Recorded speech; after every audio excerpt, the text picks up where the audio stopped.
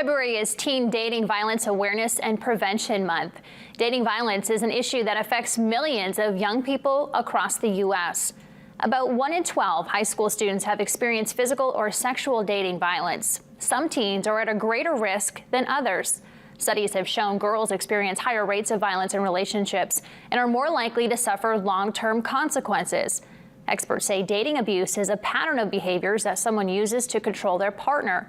That could look like tracking where they go, what they do, or who they see.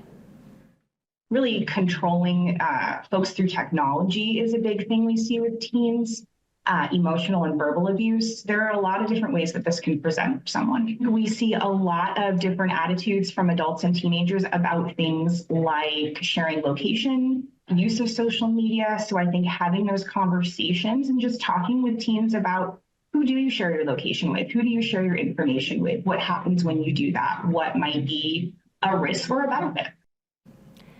Now, if you or someone you know has been affected by dating violence, you can call the Partners for Peace helpline at 1-800-863-9909. That is free and confidential.